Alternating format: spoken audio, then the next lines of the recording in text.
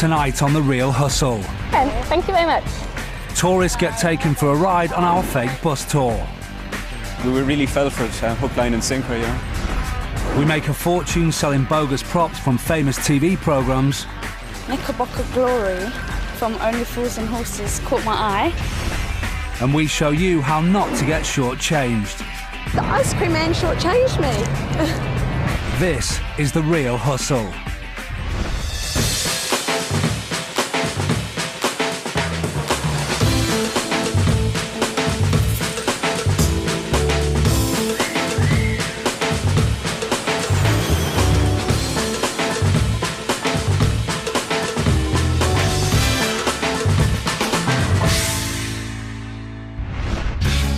We're going to uncover the secrets behind the most popular scams being carried out by con artists in Britain today. Our real hustlers are Alex, a confidence trickster; Jess, a sexy swindler; Paul, the scam artist. They've been travelling the UK to demonstrate to our hidden cameras exactly how the cons work. All the people in this show have been hustled for real, and after being given their money back, they agreed that the footage could be shown so you can avoid being ripped off by the same scams.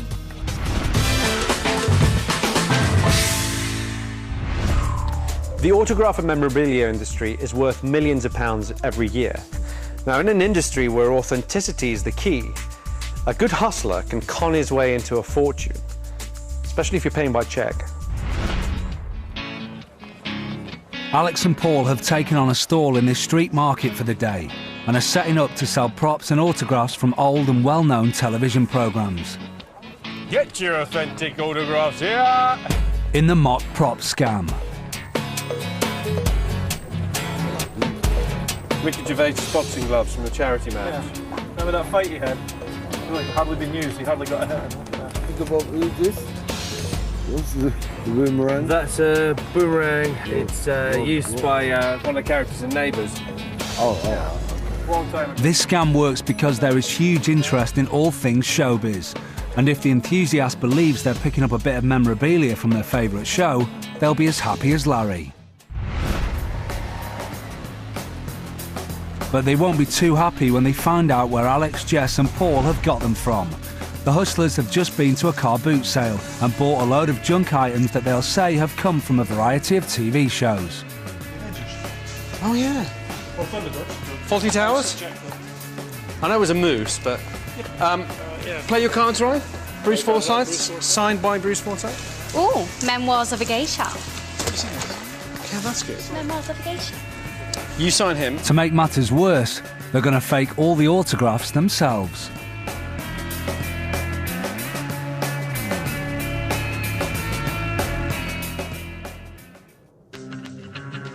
To give all of these items some form of authenticity, the boys have made up some official-looking certificates that claim they are registered original props. So now this hat came from Keeping Up Appearances. This switchbox was in the New Avengers. And the garish shirt belonged to Pat Butcher on EastEnders. Will anyone be taken in by these claims and buy this old junk? Surprisingly, business is brisk. Yeah, it's just Alex sells this lady signed photos of Sean Connery and Michael Caine. well, you know, the birth service. I think it's brilliant. Therefore, I'm going to get some frames to frame them up and put them on my wall. Paul sells another woman a prop from a well-known comedy show. Everyone believes they bought the genuine article. This Knickerbocker Glory from Only Fools and Horses caught my eye. 15 altogether. I bought this beautiful oriental umbrella. I also bought some ketchup and brown sauce bottles from Ian Beale's Cafe from EastEnders, which is great. I also got an ashtray with it as well. And I paid £20. Thanks anyway. We told her she's just bought some old bric-a-brac. Oh, been ripped off then. I'll go back and get my money. I can't believe that. Surely not. They keep on coming. But selling fake autographs and props isn't the only scam the boys are running today, as this man is about to find out. That's Jimmy Nail's hard hat from Feeders and Pet. Yeah. Play your cards right, the actual cards that Bruce Forsyth used. I'll take those. Do you take a cheque at all? Yeah, take a check. Yeah? Yeah, all right. Okay. He wants to buy the large playing cards and a signed photo of Bruce Forsyth for £30, but he's about to make a huge mistake by paying for it by cheque.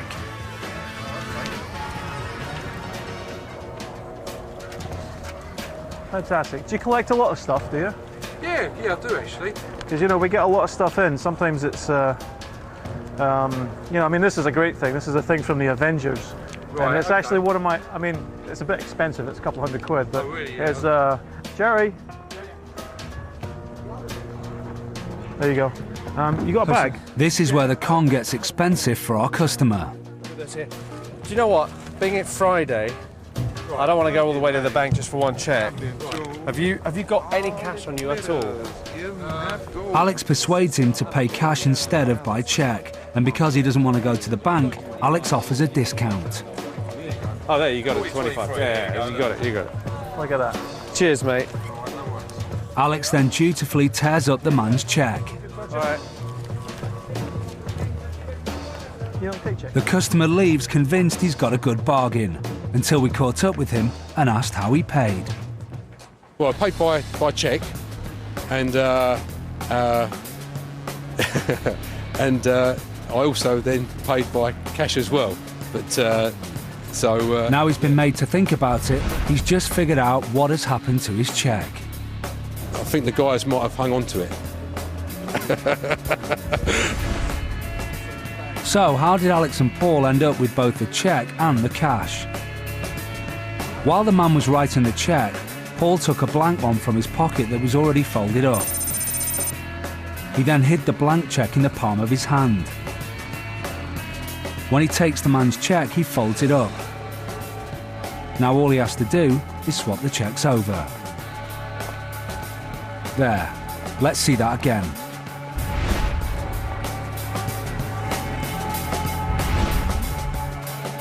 So when Paul passes the cheque over to Alex, he's passing the blank one that was in his pocket, and the real cheque is still in his hand. The customer sees Alex tearing up the cheque, but in reality, it's the blank one. Not such a good bargain. I think I've been slightly done there.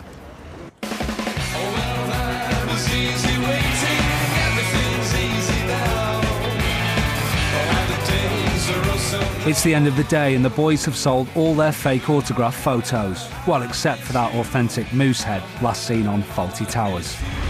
The average person on the street will not be able to tell the difference between a real autograph and a fake autograph. And what they really need to do is work out whether or not the seller is genuine rather than the autograph that they want to buy. Selling memorabilia is easy because everyone wants a piece of history, especially if they're selling it cheap. If you do buy memorabilia, buy it from a respected source so you know it's authentic. And remember, no one should be tearing up your checks except you. A short change move distracts the mark and splits their attention for just a second. Some use sleight of hand and are very subtle. Some are not. On the waltzers in the fairgrounds, when they gave you your change, they'd spin the chair right away, so you had to force the money into your pocket before you could count it. For anyone who's selling items to the public, short-changing people can really raise their income. It may only be a couple of quid for the customer, but if the scam artist does it to everyone, it can add up to hundreds. There are several ways to short-change people, and Alex and Jess have come to Piccadilly Circus to sell ice creams and put them into action. Watch carefully so you don't find yourself a victim of short change. Just one cornetto. Hi, you want an ice cream? Two? Yeah. Then we've got vanilla, chocolate. You want chocolate? Oh, can I get the Solera? Okay, yeah. And the chocolate one. Okay. That's £2, please. Okay, thank you. 10, thank you. It's 1, 2, 3, 4, 6, 7, 8. Sorry. Right, cheers. Sorry about the change.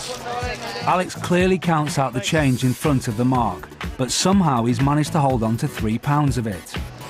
I think she overpaid for her ice cream. Let's see what the mark makes of this. Bought 2 ice creams for £2. The guy gave me £6, £5 change. So, no, I've been shortchanged. The ice cream man shortchanged me. It's not long before another customer comes along. Well, they're £1 each. Oh, 10. Thank you.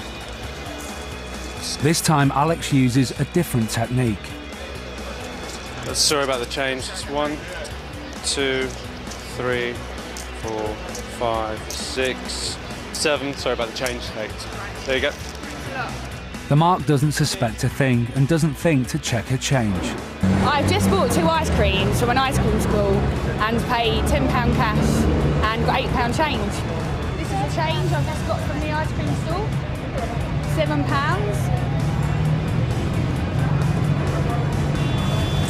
Oh, there's £7. Alex used 2 different methods to shortchange these ladies. For the first woman, he counts out all £7 in his hand, but as he turns his hand over, he holds on to £3 of it. With the second woman, he used the distraction technique. He counts the money directly into her hand. He doesn't actually drop the second to last coin, he just taps it against the others and diverts the mark's attention with the final coin, pocketing £1. Where have you been? Did you sell any? You're killing it. I made about 20 quid. Did you? Yeah. Well done. See you in a bit. Do well. You didn't nick any ice creams, did you? No, I didn't. Now it's Jess's turn, and she'll be using a different technique. See if you can spot what she's up to. Yes, of course you can. Which one do you want? There's quite a few. Oh, we got loads. Like Galaxy and SLR. Yeah, that's £2, please. Oh, don't worry about it. I got loads of change. £1 each, so that's £2. 3, 4, 5, 6, 7, 8, and the lollies make 10. Thank you very much. Have a lovely day. Bye. Thank you. Another mark walks off without a clue as to what has just happened. I just went and bought some 2 ice cream for my friend and I. I paid I think £2, £1 each. I've got how much change? I think I've got about £6 change. £6 change. £6. Am I supposed to have £6? £8, right?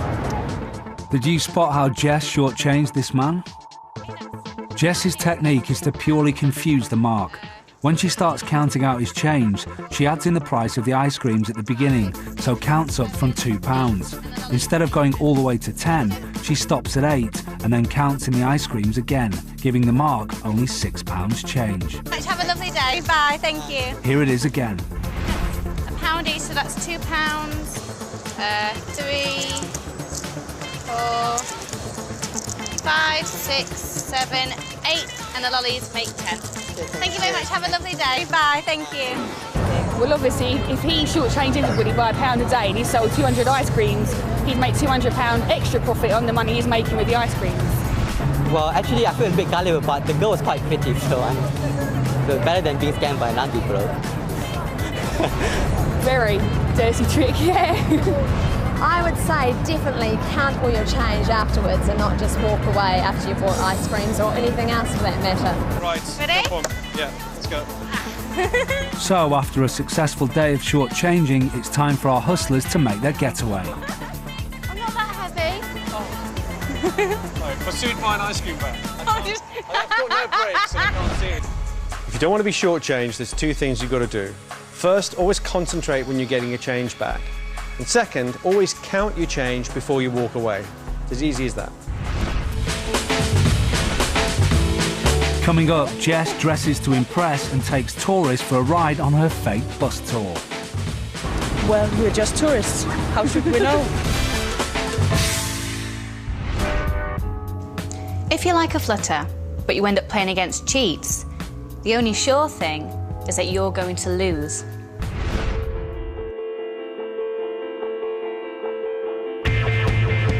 Paul has come to a popular bar and strikes up a conversation with two unsuspecting customers. Ever the hustler, he soon won £2 from them in a simple bet. So you have to get this out of the little shovel without touching the coin and only moving 2 matches. I haven't got a clue. You want to see it? Move one here like that. Another one like that. Alex pretends to be a stranger and asks to join in. Playing the, sorry, is that taken? Tomorrow if I have to? No. Carry on. Oh, sorry. He introduces them to a new game, and before the Marks know it, they are playing an ancient Chinese game called Nim. I'll tell you what, if you beat me, I'll buy you a drink. If I beat you, you buy me a drink. All right. Gotta be worth it, buddy. It's gotta be worth the drink. Go on. The object of the game is for each player to take 1, 2 or 3 matches from the pile in front of them in turn. The winner is the one who can clear the remaining matches in one move. You best win this one. How can I win this one? Can I have a beer? Yeah. Hello. I thought that's the one you... A phone call gives Paul the perfect excuse to leave for a few minutes. Enough time for Alex to share a secret with the Marks. Well, I'll tell you what, I'll give you a surefire way to win on this, so you'll make your money back. But first time I used to count how many matches we've got. So we've got 32 matches. As long as you have enough matches, they're divisible by 4, then it's very easy. So the person you want to beat, you let them go first. Whatever number, they can only take 1, 2 or 3 matches. So you've got to work in 4. So if he takes 1, you take out 3 to make out the 4. If he takes 2, you take out 2 to make out 4. If he takes out 3, you take out 1.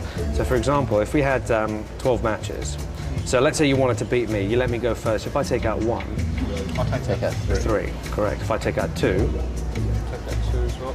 exactly. So now you've left me with 4. There's no way I can win. Yeah. I tell you what, when he comes back, you should do that.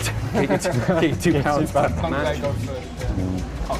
But yeah, sorry about that. Sorry. Alex says he has to go and meet some friends and leaves the Marks confident of winning their £2 back from Paul. Be a man. I might have 30. Be a man. But you've got to go first, I just want to establish it. Paper money. This time, the guys are so confident that they'll clean up, they each put a tenner in and bet Paul £20. But Paul is the real hustler here and knows his money is safe. The guys follow Alex's instructions and force Paul to start the game, safe in the knowledge they can't lose. They then apply Alex's rule of 4.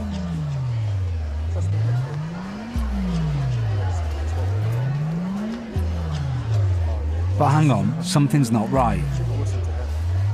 They've lost and they have no idea how it's happened. Thank you very much. Wait, there's something to that. Gentlemen? Take my money, walk off. Paul makes a fast exit £20 up, whilst the guys are left wondering how Alex's surefire advice has left them out of pocket. Somewhat weird. We've just been taught how to play a game and We still lost it. still lost. It's actually your fault. I don't think so. It is, man. It's his fault.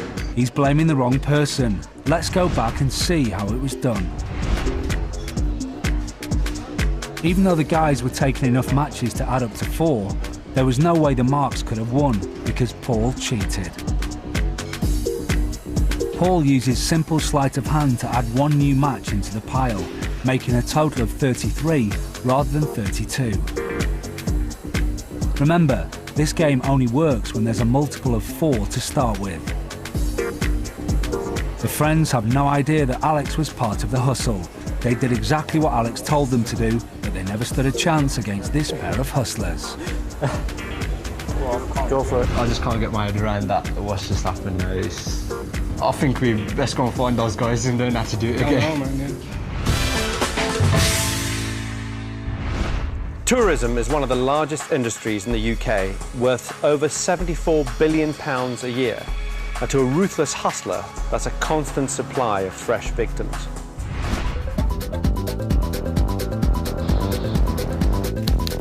It's the lunchtime rush in Trafalgar Square, and Jess is selling bus tour tickets to the tourists. Hello. Hi. You right there? Good. You interested in our half-price offer today? We're doing it as half-price because the weather wasn't too good this morning. Nothing wrong with that, and in fact this Irish couple seem very satisfied customers. However, in about 30 minutes' time, they're going to be very unsatisfied, and Jess will be long gone with their money. So what exactly is going to upset them? If we go back to early this morning, we'll find Jess making up a fake ID for herself and a poster advertising a fictitious bus tour. Along with a convincing uniform, she'll be able to tap into the gold mine that the tourists bring with them in their pockets.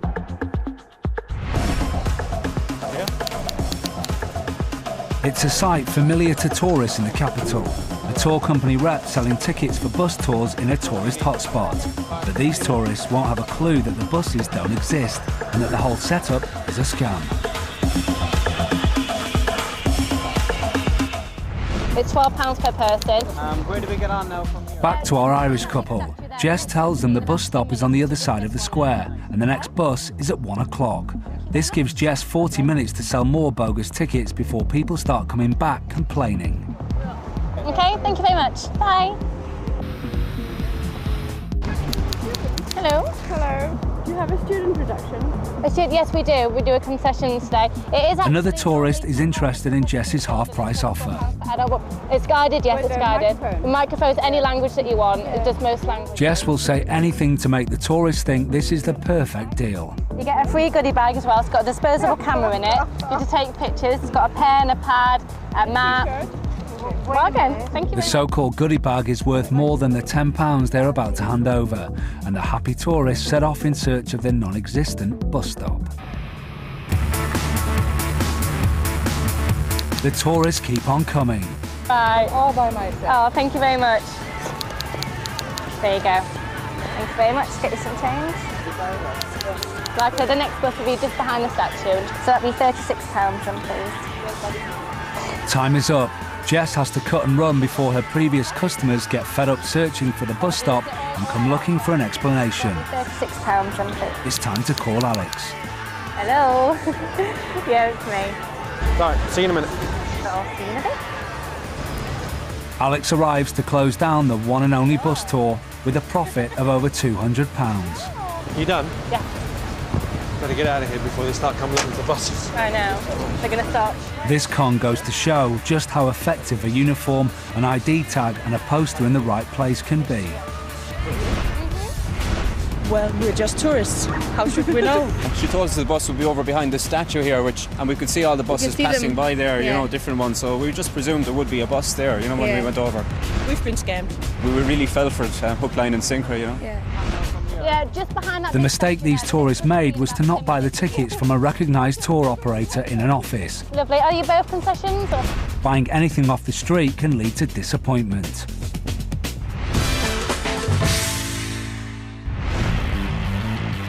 That's the end of another series of The Real Hustle.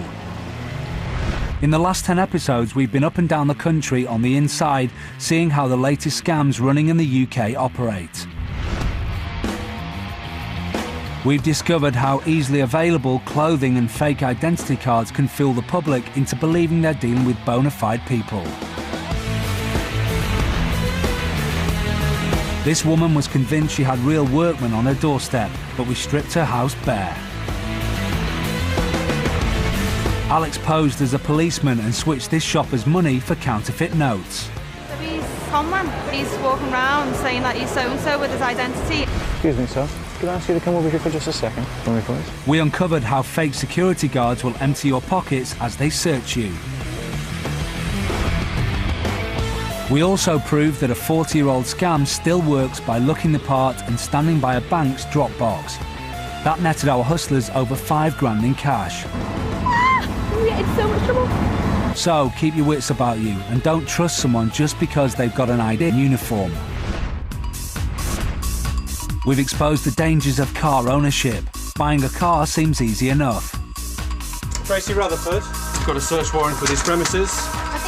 But when this lad got caught up in a police raid, he not only lost his money, Stay there. Don't move.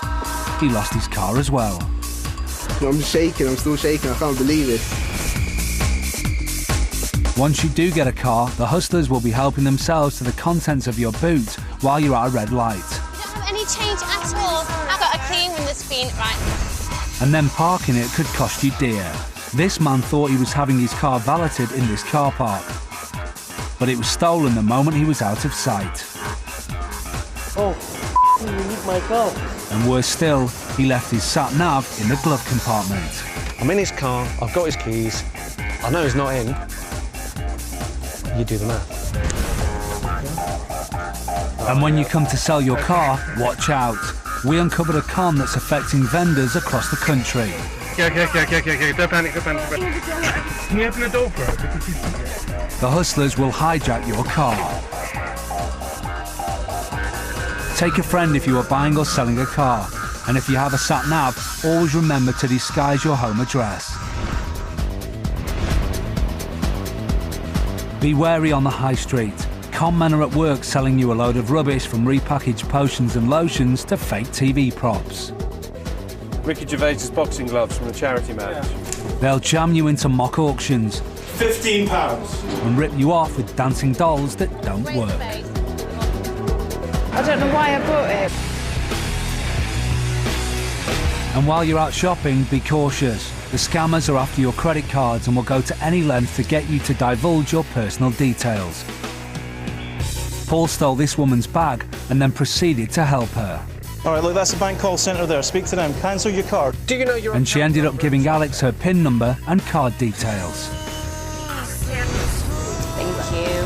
While Jess worked in this cafe, she managed to copy all the customers' credit cards and get their PIN numbers. Watch out at cash points. Alex shoulder surfed this woman to get a PIN number and switched her card while Jess distracted her. That's a real £10 note, that's not my card. And then he emptied her account. We are collecting. Beware of the scratch card swindle where you think you've won a prize of a lifetime. The con artist will make you call their premium phone line. So there is a £10 handling fee. £10 extra. For charitable. And extract your address and card details. The holy grail for hustlers is your card and PIN, so keep your details to yourself. If you've survived your shopping trip, travelling in public can potentially be a costly business, as this man found out when he had his wallet switched with a load of old newspaper. Be able to help me down the rest of the stairs. These people lost their watches playing the Good Samaritan. Thanks for your time. And going on a bus resulted in rich pickings for our hustlers. Don't make things easy for the hustlers. Keep your valuables out of sight. Be skeptical and keep your eyes open. Thankfully, real hustlers are still quite rare, and if you know what the scams are, I'd like to smash the bloody place up. You can easily avoid them happening to you. I want to kick her ass. Don't get hustled. Remember, if it sounds too good to be true, then it probably is.